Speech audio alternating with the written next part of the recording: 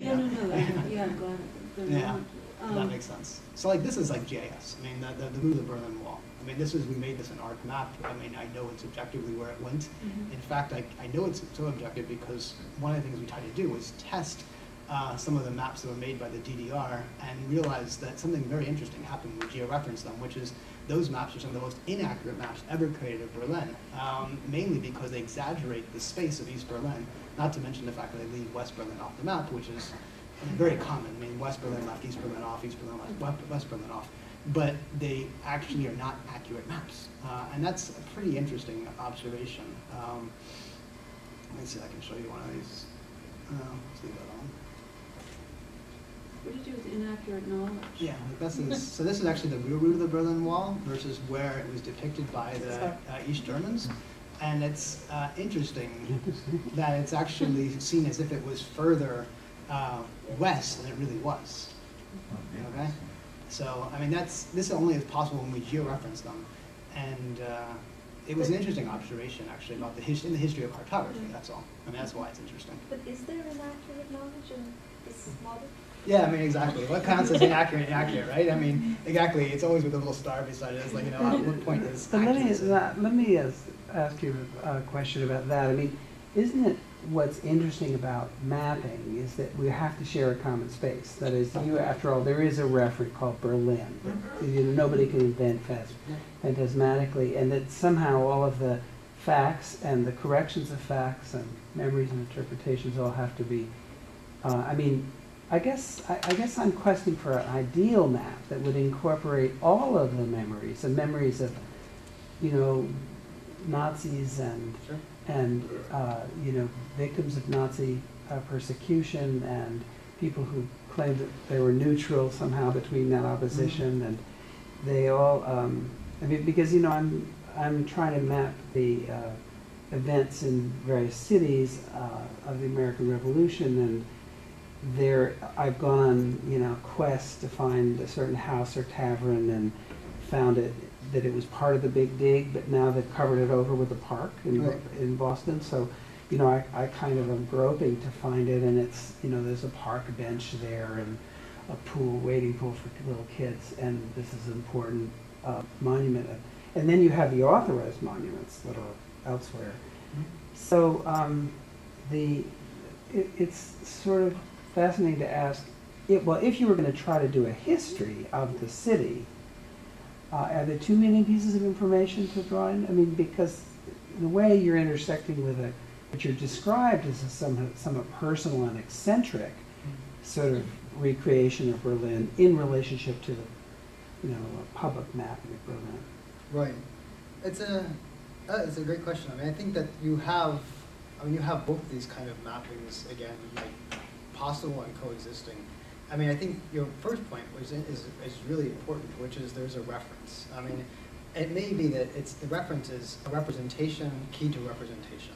And I think that's important to underscore. So, we've referenced these maps with regard to the satellite imagery that comes from Google Earth. But remember, that satellite imagery is representation. It has, latitude, longitude, and that's also a convention, epistemology associated with it.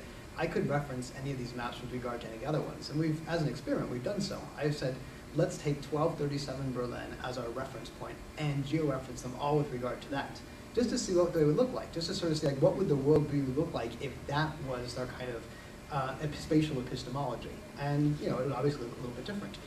The reason that we chose to go with this model, and this goes kind of to the question of objective and subjective again, is that I wanted the ability to kind of drill down in a spot. And if the maps didn't more or less line up so you could do this, then it would work. I mean, you have to, I have the street, and I'm interested in, Unter den Linden. It's here, and I know where it is. I know where it begins and where it ends, and I know how wide it is. I know, it's almost like quantitative data. And I want to have information over 500 years, and I want to be able to add or tag information related to it. Now, of course, it raises a huge question as to, okay, well, what information?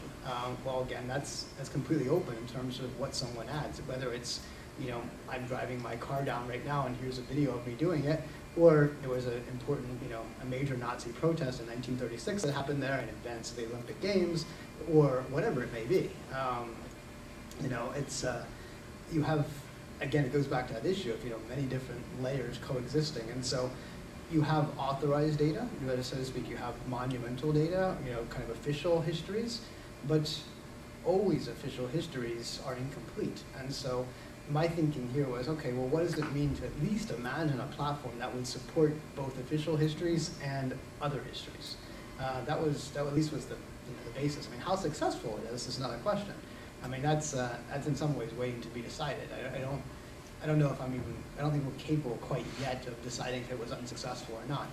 But at least it's, trying to create the possibility of having more than one history about a particular time-space junction. And that means authoritative histories, public histories, commemorative histories. And again, even those things are kind of contingent. I mean, this was the official map. I mean, it's not anymore. The Nazi map that I have from 1936 is one of the most planimetrically accurate maps ever created. That's interesting. They're really concerned about monitoring space. That's true. Yeah,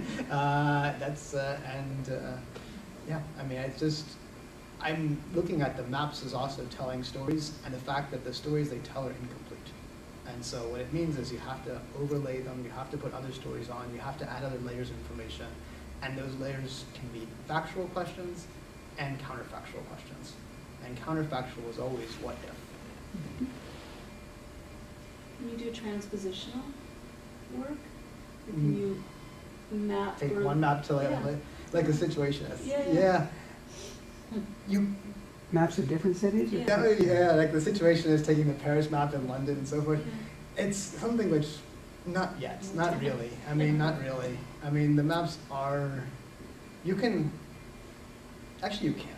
I mean, and the way that you can is that you can now, because we have all the source code ready to go, and you can pick and choose any of the data that's public that you want to incorporate into your own HyperCities, and you can take those maps and you can decide, these maps all have unique, I mean, they all have URLs, and they've been georeferenced, so you export the geotiff, you georeference it and stick it wherever you want. But it would be a little bit of effort, and you would have your own kind of like idiosyncratic version. But the idea is that we don't want to be the only ones running a single version of HyperCities. We want kind of like multiple ones out there which share data. And so there might be kind of, So do you morph between maps? Do you use Flash to morph between, if you got enough maps, could you morph, scale them the same way, georeference them, and then morph them? Well, you could. I mean, we can give you all of the geotiffs, and you could put them within a Flash-like framework, and then you could essentially do all kinds of interesting things.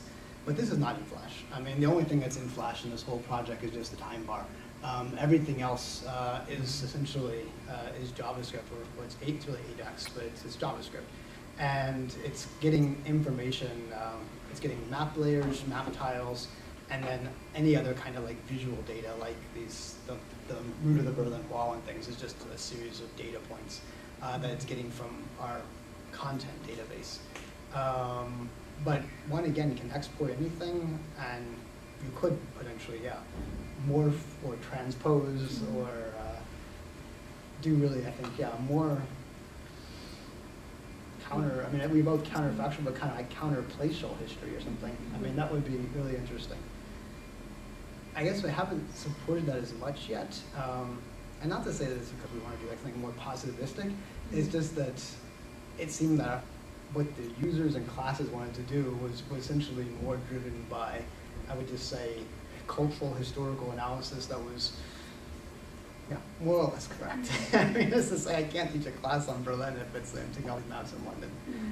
But again, and talk about the history, and I do very much the history of cartography and the kind of the worldviews and ideologies that are always written into any spatial representation.